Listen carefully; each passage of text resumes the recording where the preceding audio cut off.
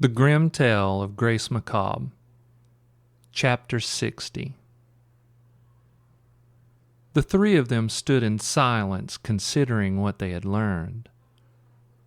It was so much to process, so far-fetched to be true.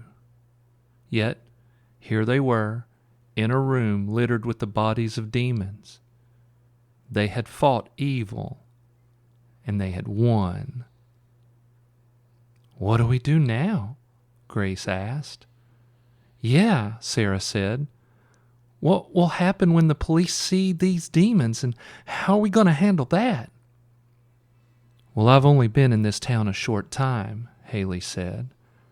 "But I've already seen and heard enough to see something paranormal is definitely happening. But I also see that the townsfolk seem to refuse to acknowledge that fact." "And they're clearly in denial," Grace said. "And I'm not sure what kind of chaos it would cause if they were to ever be presented with irrefutable proof that monsters do exist," Sarah added. "Maybe now is not the time to open that Pandora's box." "I agree," Haley said. "We can discuss how to present proof to the townsfolk later. Right now, we need to put the bodies in my truck. After we get them loaded and covered with a tarp, I'll call for backup. And after backup arrives, I'll take the bodies to Alyssa Hart. She's the coroner and medical examiner. I won't go into the details just yet, but I've met her and she knows about the paranormal creatures that are at war with Nevermore Hollows. She will want to dissect these demons, and what she will learn from doing that will help us understand how to fight them in the future." "So you're going to tell everyone the Runaways just escaped?" Sarah asked. "That seems to be our only solution at the moment," Haley replied. "I'll explain that I came along with Quill and Martin to question the Runaways about the disappearances here in town, and that we walked in on their attempt to sacrifice Cindy in a satanic ritual, and that the Runaways killed Quill and Martin and escaped." "What about the crawling man?" Grace asked. "What do you mean?" Haley replied. "Who is the crawling man?" Sarah and Grace took a few minutes to tell their story of tracking down and killing the crawling man. They also told her what had happened with the black-eyed children. "Well, I totally underestimated you two," Haley said. "I assumed the Runaways were the ones abducting the kids. This is good work, girls. There are more evil creatures plaguing Nevermore Hollows than I expected." "And it seems we are here to hunt them down," Sarah replied. Haley nodded. "I agree. For now, we can blame the Runaways for the kids the crawling man took. It's a plausible scenario that the townsfolk will choose to believe." She looked at her watch. "It's almost 8 o'clock. We have to get these bodies in my truck now. I hate to ask you girls to do such grim work, but it comes with the job." Haley stepped over to Cindy. The poor girl was still out cold. She knew the child would survive her physical wounds and hoped that she would be able to overcome the psychological trauma.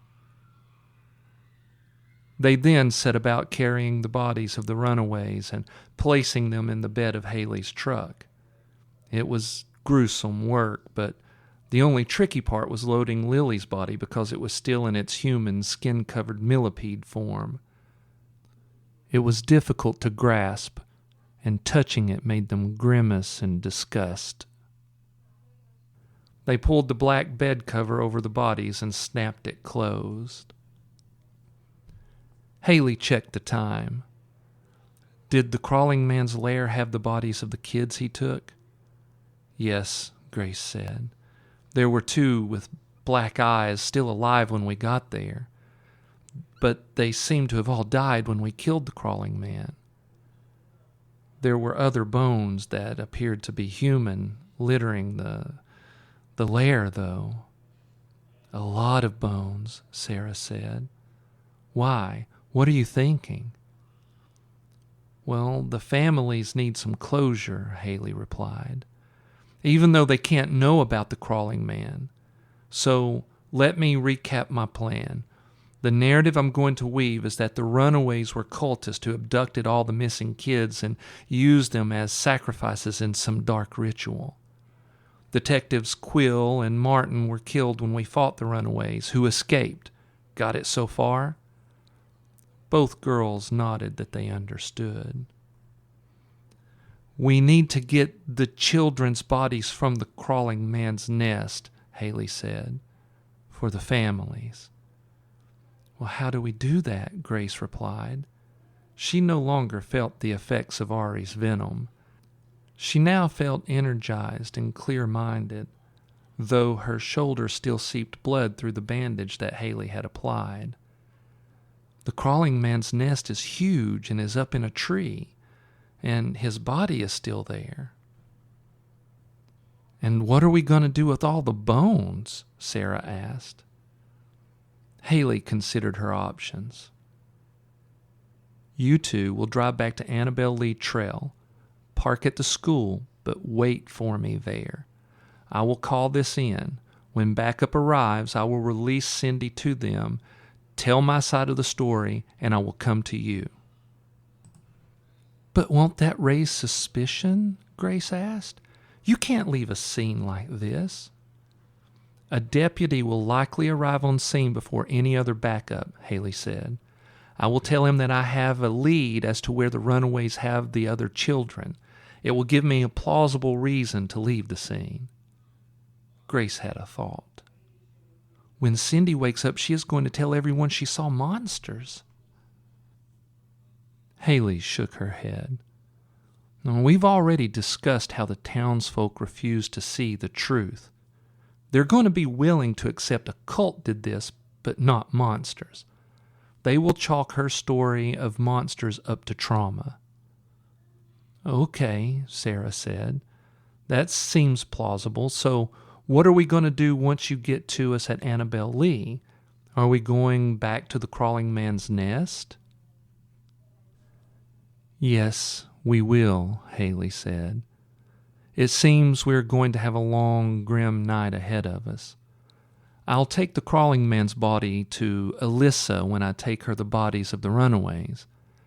Then we'll have to return to the lair and recover the remains of the children.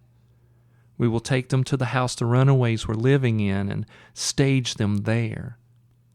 I'm the only surviving detective here in Nevermore, so I will be the lead investigator. I can say we found that they were storing the bodies and the skeletons there for some twisted reason. Grace was amazed that Haley could keep such a cool head and come up with such believable scenarios. But what about the nest? It'll eventually be found. We won't have time to deal with it tonight, Haley replied. But tomorrow, while I keep the town focused on my investigation, you girls will get rid of it. How? Both girls asked at the same time. You will burn it, Haley said. I want every last bit of that evil place destroyed.